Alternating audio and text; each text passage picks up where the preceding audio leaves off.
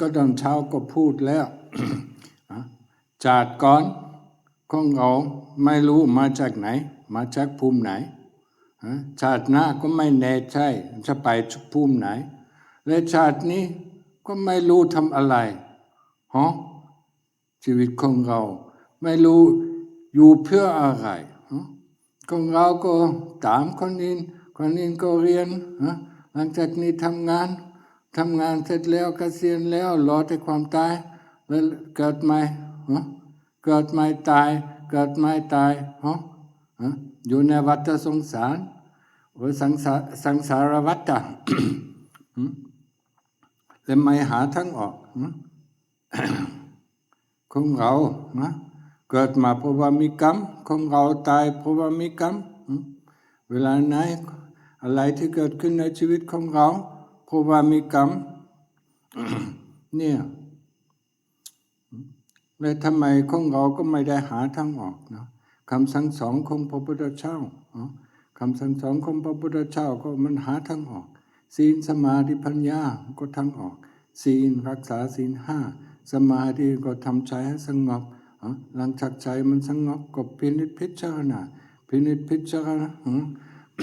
ขันธ์5และที่สำคัญนะอะไรที่เก็บเก่าในวัฏสงสารนี่ เป็นสังโยชน์นะ10 อันนะสังโยชน์ที่แรกนะก็ของเราไม่เชื่อมีสวรรค์ไม่เชื่อมีนรกนะไม่เชื่อมีกรรมและไม่เชื่อมีผลกรรมดีหรือผลกรรมชั่ว โดยส่วนมากก็เมื่อของเราก็เป็นชาวพุทธก็เรื่องนี้สังโยชน์ที่ไม่มีปัญหาสังโยชน์ที่2เนี่ยก็มันรักษาศีล5บางที่ก็รักษาบางที่ก็ไม่รักษาบางที่ก็รักษานะ เปลี่ยนไปนะสลับกันเดี๋ยวรักษาเดี๋ยวไม่รักษาเดี๋ยวรักษานี่มันสังโยชน์ที่2นี่ สำหรับเราที่อยู่ที่วัดก็ไม่มีปัญหา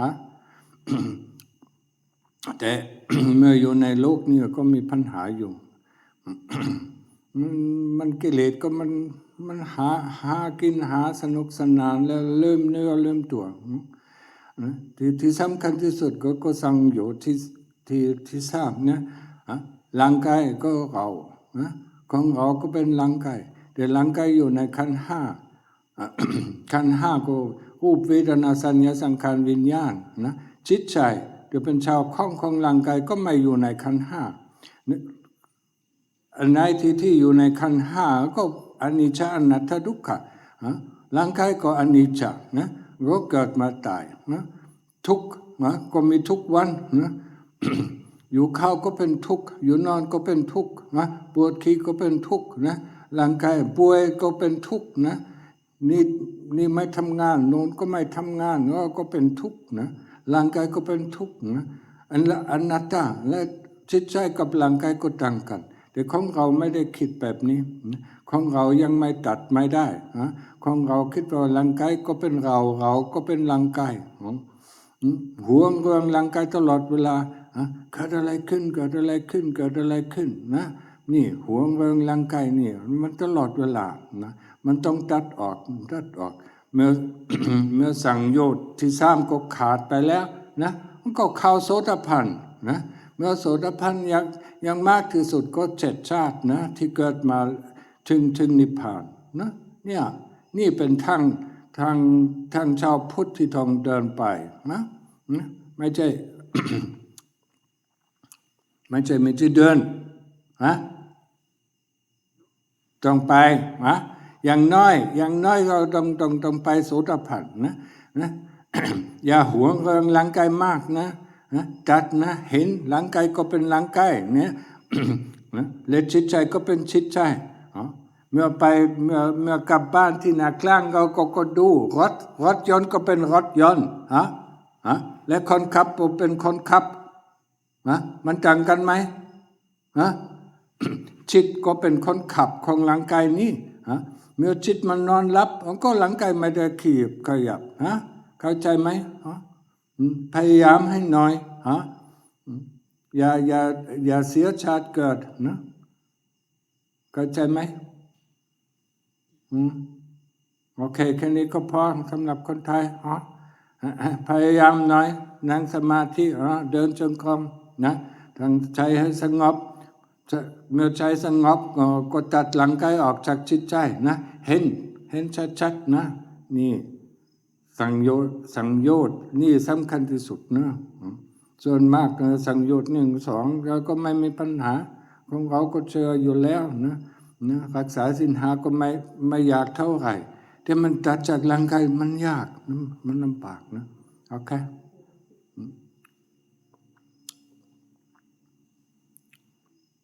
พุกกี้มาด้วยเหรอ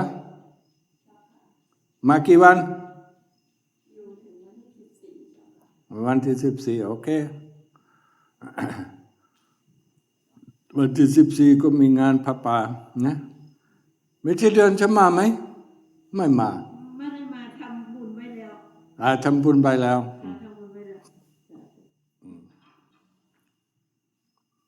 So the rest will be in English yeah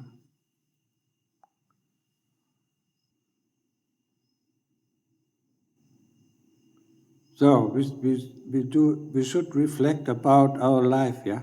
I mean about our last birth. We don't know where we have been, yeah. In what kind of realm of existence have we come from, yeah. Most of us don't know. Yeah? The next life, when we die, where we are going to end up, we don't know, huh? We hope. But we don't know. And what we do with this life, we really don't know either. We don't know anything about the last birth, about the last life. We don't know anything about the next life. And this life, we don't know what to do. So we follow other people, what they are doing. Yeah? We train our body, we go to school, we learn a profession, then we work, until we get retired, and then we wait for death to come, and then, then we die, and then we are born again. We don't know where. Hopefully, not in the hell realm, or in the ghost realms, or in the animal realms, or in the demon realm. We hope that we come back as a human being, but that is very seldom. Yeah? I mean, when we look, the Venerable Ananda asked the Lord Buddha, how many people are going to heaven and how many people are going to hell? And he said, do you see the bull over there? How many horns does he have? These are the people who go to heaven or Nibbana. Yeah? How many hairs does he have on his fur? These are the people who go to hell. Now you can select, what you want to be. You want to be, the horns, or you want to be the hair on the fur, yeah? That's up to you. Lots of people, don't believe, don't believe it, there is hell, yeah? This is the first fetter, yeah? There's heaven, there's hell. There are beings in heaven, there are beings in hell, yeah? This is the first fetter, and most of the Westerners, already, cannot overcome this fetter, yeah? There are 10 fetters that keep us bound to the realm of birth and death, yeah? And the first fetter, for most of the Westerners, this is really hard to believe, that there is heaven, that there are heavenly beings. There are 25 different realms of heaven, yeah? And then there's the human realm, yeah? And then, and below us, there's the animal realm, the ghost realm, the demon realm, and the hell realm, yeah? And the hell realm is full of beings, yeah? More than in the human realm and heaven realm altogether, yeah? A lot of people, who are here now in this world, they have no other choice than to go to hell, yeah? I mean, remember this, and make the most out of your life. Don't waste your life, Not what to do, what other people are doing doesn't necessarily mean, it's a good way to do, yeah? Or it's a good way, yeah? The Lord Buddha teaches us, to do good, not to do evil, yeah? Every Lord Buddha teaches us like that, yeah? But when we look at the world, it's full of evil, huh? Just look, When you're in Europe, you just look. You just have to look at Ukraine, and then you have to look at Israel, what they are doing, and then all these wars. Wherever, they're playing with fire. Killing people is certainly a way, to go down to hell. Harming living beings is a way to hell. Stealing or taking what is not giving is a way to hell. Lying is a way to hell. And the world is full of this. It's appalling when you see that. When you look at the world, how they. In complete ignorance of the laws of the universe. And the law of the universe. Just like we have laws in our country, that when we transgress it, we go to prison. But we don't believe the laws of the universe. The laws of the universe is the 5 precepts. And of course, karma. That is the biggest law. If you do good, you will receive good. If you do bad, you will receive bad. That is the law of the universe. So the first fetter. There are 3 fetters. That there are actually 10 fetters that bound us to the realm of birth and death. To the samsara vata. To the what is it in English? I don't know. To samsara. They bound us, So we are born, and then we die, and then we are born again, But we are not born as human beings, after one. Normally not, we either go up to heaven or we go down to hell, depending on our karma. Or we are born in the ghost realms, If you're lucky, not going to hell, going into the ghost realm, stay there for a while, and maybe then we come back as a human being. Then we go to hell for a while because we did something bad, Then we go heaven because we did something good, there are 31 realms of existence, it's a lot, It's just like, with these 195 countries or 198 countries in this world, we go from one country to the other, oh, that's nice, oh, that's not so nice, And there's no end to it, Unless we take the teaching of the Lord Buddha seriously and say, and listen to him, and when he says, there's a way out, And the way out, is to fight these 10 fetters. And the first fetter is, believing in heaven and believing in hell, and believing in karma, and karma that it has results, It has good results if you do good, and it has bad results if you do bad. The next fetter is, the fetter of, not keeping the 5 precepts, One day we keep it, then we don't keep it, then we keep it again, and let's drink a little bit, let's drink some beer or whiskey or whatever, The British like to drink, but also the Germans, most of the Westerners drink alcohol, They want, why do we drink alcohol? Because we want to forget about our dukkha that we have, We want to make the mind light, not heavy. So that's why we drink. Dukkha. It's one of the noble truths. The first noble truth actually. There's dukkha. Discomfort, dis-ease, suffering, pain, whatever. And there's the cause of dukkha. It's the second noble truth. What is the second noble truth? It's tanha, it's our desire. Desire to be, desire to become, desire to have, desire not to become, not to be. It's all, that creates all the dukkha. And the third noble truth is, there's an end to dukkha, and the fourth noble truth is the path that leads to the end of dukkha. And the end of birth and death. Only in the end, when we go into Nibbana, then there is no more dukkha. There's no more attachment to the 10 fetters that we are attached to.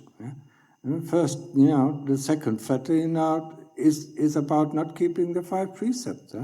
The third fetter is the most difficult fetter. We believe we are this body. Of course, we are born in this body, we die in this body. How can we not be the body?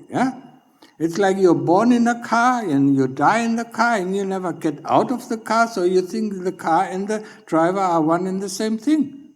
But it's not. Lord Buddha knocked on the window and said, get out. Yeah, look, car is car and, driver is driver. Yeah. So he told us, the chitta is the owner of the body or is the owner of the 5 khandhas.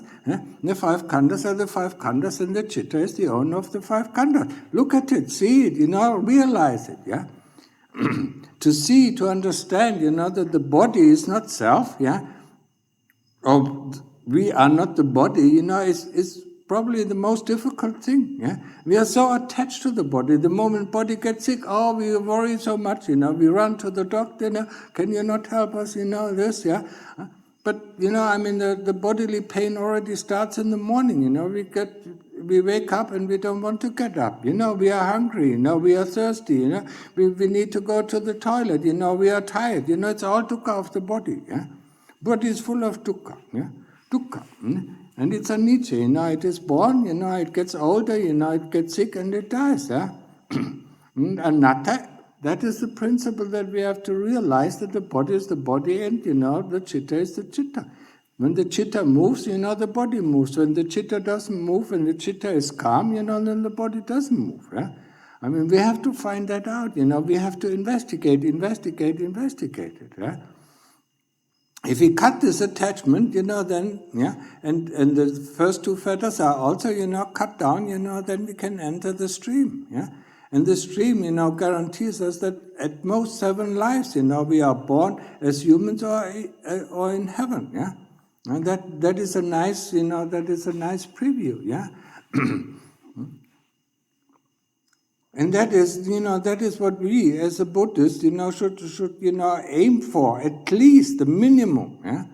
It's still not, we still have a lot of dukkha because we still have greed and hate. Yeah, even as a Sotapanna, even if you don't associate with the body or think the body is me, you still want things. Yeah, it's just when with the car, if the car breaks down, you want to have another car, yeah, even though you know that you are not the car, yeah. It's so comfortable, let's drive, if I have to walk in the sun, it's too hot, I like have some air conditioner in my car, and so on and so on. So greed and hate are not even touched yet, yeah. So the Sotapanna still has to overcome greed and hate to become a non-returner, yeah. And then the non-returner has to overcome the 5 higher fetters, yeah, before he can go into Nibbana, yeah, where the end of dukkha is, yeah. That is the path of a Buddhist practitioner, yeah? And we should put all our emphasis, into this practice, and that is, and then we can say, at least for this life, we know what we are doing, we know what we aim for, yeah. Otherwise, what you aim for, look at your life, that you have lived, yeah. What is your aim in your life, yeah? To get a good degree, to get a lot of money, to get power or whatever, yeah. What is it worth it? Because in the end, when you die, you have to give it all up. And next life, you have to achieve it again, and again, and again, and again, and again. Huh? So what is it, yeah? You waste your time, the precious time, of a human birth, for something that is worthless, yeah. At least, for us, as Buddhists, for the other people, it doesn't seem to be worthless if they are the president of the United States or, whatever they are, or the CEO of BlackRock, I have so much power. But what is it? Huh? If it takes off his clothes, he just looks like us. No different, huh? And at the end, he has nothing, yeah. In the most cases, he will have a rebirth in hell because he misuses his power, he misuses his money, yeah. He misuses these things that are given to him, yeah, or that he acquired illegally, yeah. And then he goes to hell, and then he gets punished, and then, yeah. And then he comes back, and then he is so full of hate, that he does the same thing again and again and again, yeah. That's why in German we have the saying, the oppressed of today is the oppressor of tomorrow, yeah. And then you are the oppressor, and the next life you are the oppressed again, yeah. And we see it in this world, I mean, it's turning around, yeah. And there's no end to it, yeah, unless we realize, I mean, well, what are you doing, yeah? I mean, there's a very nice example, in the Buddhist scriptures, when two women came, to see the Lord Buddha because they want to have a decision whose child it is, yeah. This one woman was the real mother of the child, and the other said, no, it's my child, yeah. And then the Lord Buddha looked at them and said, I mean, you have done that now for 7 lives. Last life she was the mother and you wanted the child. And then in the life before, I mean, 7 lives. When do you stop? When do we stop? Yeah? Now we have the chance to stop. Because the human life, is the life that can be or is most effective to find a way out. Now we have. Yeah? And their age doesn't matter, if we practice hard enough, I mean, we can do it, yeah. At least we can go to a stage, we become to a stage, where we can enter the stream, or we come at least close to the door, yeah, so that in the next time we can enter the stream, yeah. I mean, it's all up to you. It's all about your perseverance, your effort, But, laziness is not one of the enlightenment factors, yeah? Samadhi, is an enlightenment factor. Effort, putting a lot of effort in our practice, trying to get the mind calm. Samadhi, the practice of samadhi, yeah? Sticking with the Buddha, no matter if it is boring or not boring, I mean, yeah? As long as the Buddha, we are on the right path. As long as we are the breath, we are on the right path. As long as we are with the object of investigation, we are on the right path. If we are not, if we think about the practice, then we are on the wrong path already. Yeah, this is something we have to realize. We have to get the mind calm, yeah? And then we start to investigate. And the first type of investigation is, this body. Yeah, separating ourselves, getting out of the body, looking at the body. Okay, there's the body, and there's somebody who knows there's a body. Huh? Just like somebody knows there's a feeling. Huh? Try to ask the feeling if it knows if it's a feeling. Or try to ask the memory if it knows it's a memory. It doesn't know. It's a phenomena. But we attach to it and say, it's me, it's mine, it's myself, it's my thought, it's my memory, it's my body. Yeah? No. There is a body, there's a feeling, there's a memory, there's a thought, there's consciousness. Yeah? It has nothing to do with me. It's just like you try to grasp hold of, the clouds that pass by, yeah? You like the white clouds, you grab hold of it, and you dislike the black cloud, and you don't want it, yeah?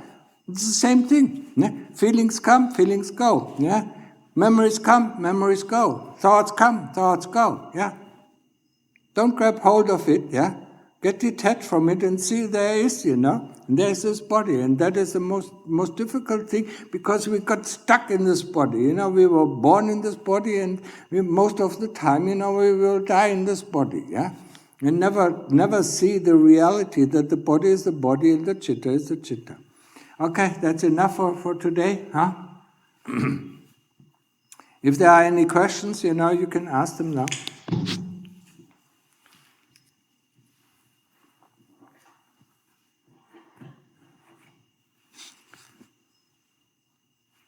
Any from the audience? No questions? Okay, then read the question. I have a question regarding meditation. While focusing on the Buddha, should I also keep awareness on my thought, or is like if my thought come up, I should just stop and return to the Buddha? Also, what is direct thought? Yeah, that is one question after the other. Yeah, I mean, if you stay with the Buddha, you should normally stay with the Buddha in the beginning of your practice.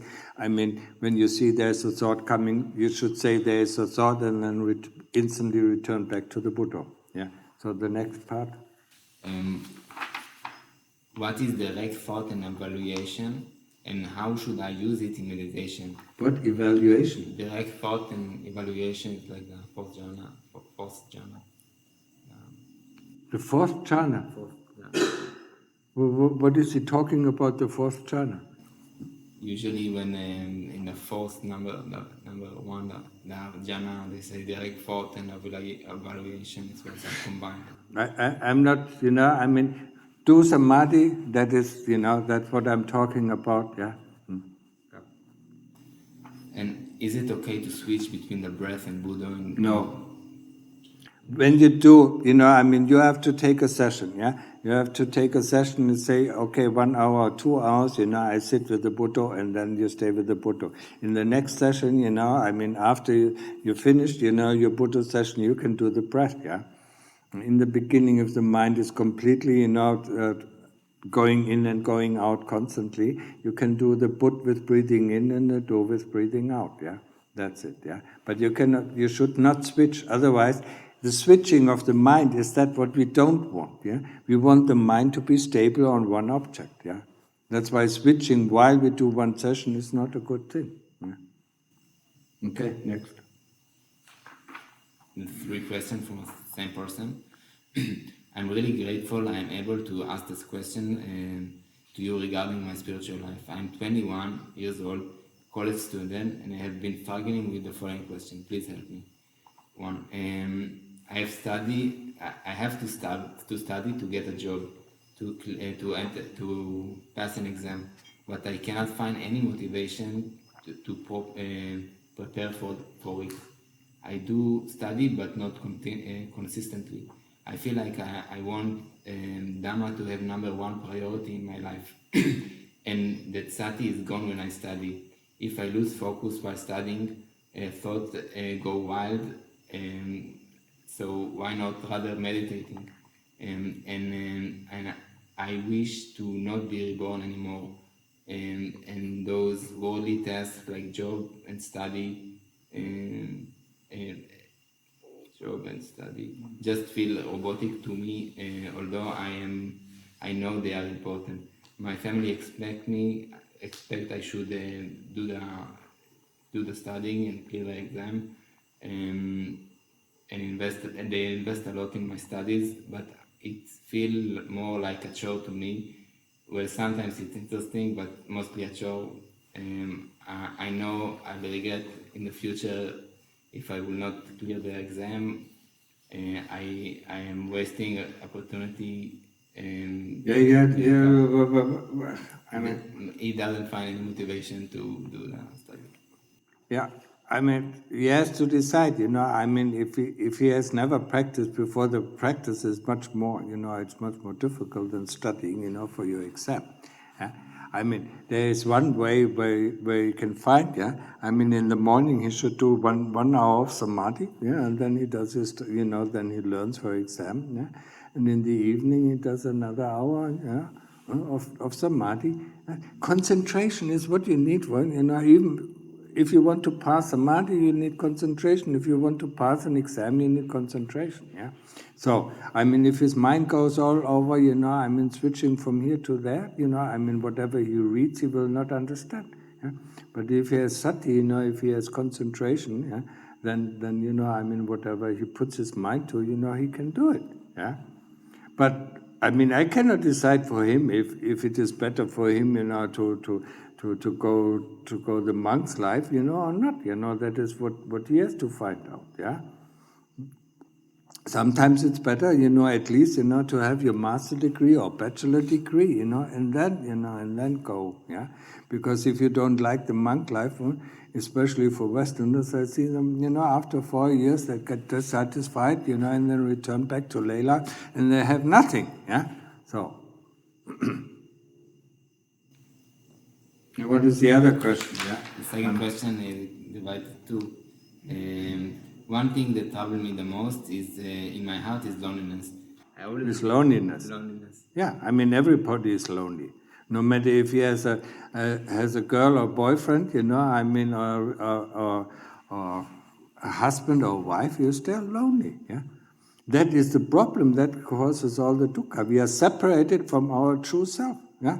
That's why we are lonely, and we always feel lonely. Even if we are together, we try to overcome it with all sorts of things, with all sorts of entertainment, doing something together, eating together, talking together, then we don't feel the loneliness. But the moment, the moment our mind is, resting, then we feel the loneliness.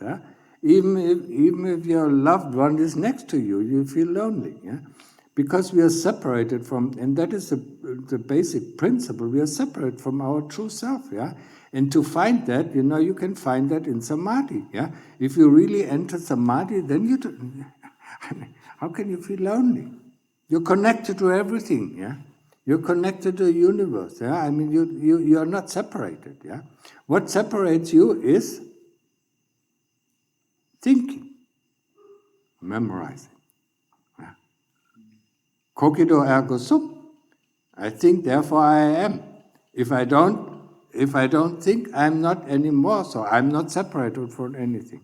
When we enter Samadhi, there is no thoughts, there is no memories, there is no future, there is no past, there is no worries, there is no fear. So how can we feel lonely? We feel lonely because we think, or we memorize, or we have a feeling and we associate with this feeling. Okay? That is so. The problem you can overcome, go into Samadhi, and then you don't feel the loneliness. The last question? The second part, small part of that question is, you feel that entering Nibbana or established in Buddhism is about, it's like a merit, it's like money that you have, and you get a lot of merit, and it's contradict his notion of grace, notion of grace that he have. So we ask if is it true that it's all about merit in Buddhism?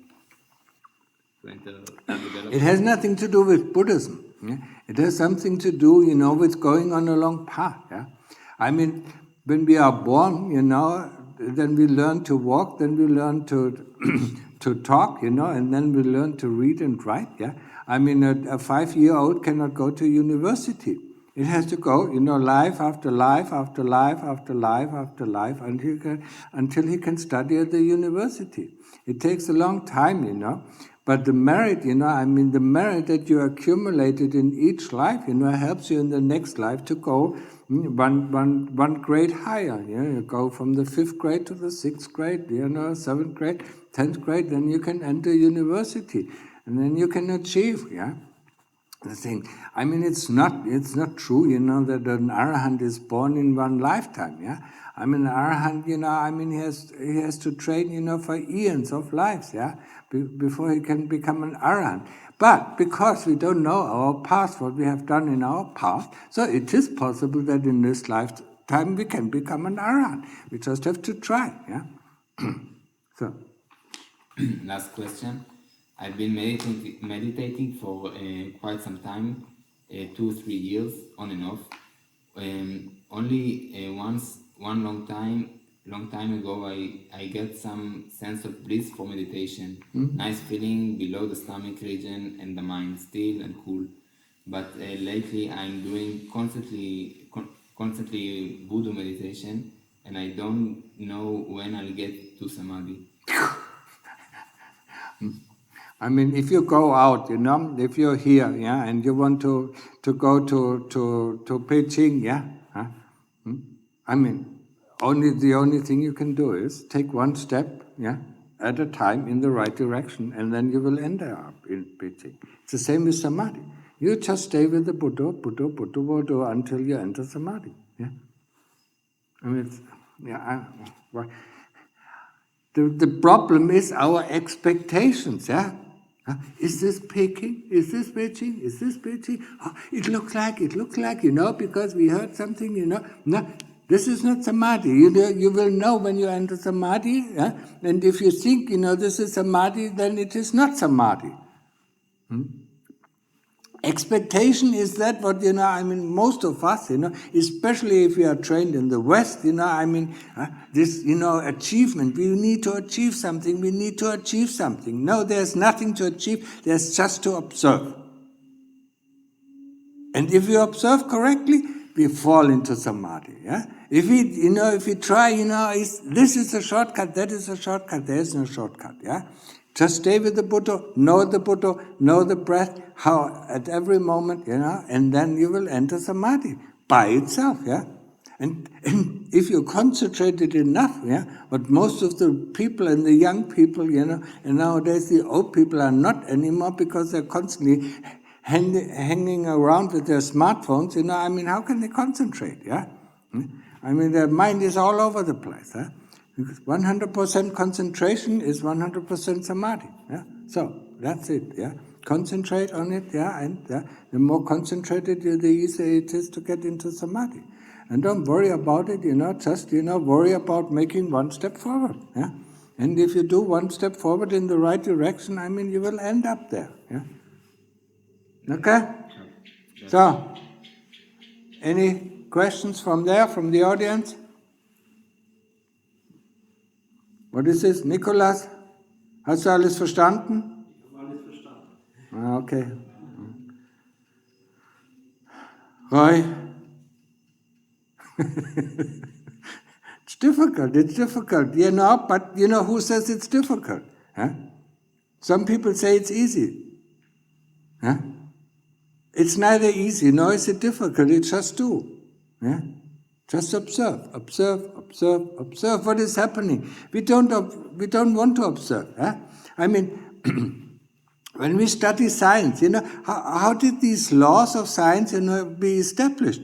Observing. Yeah?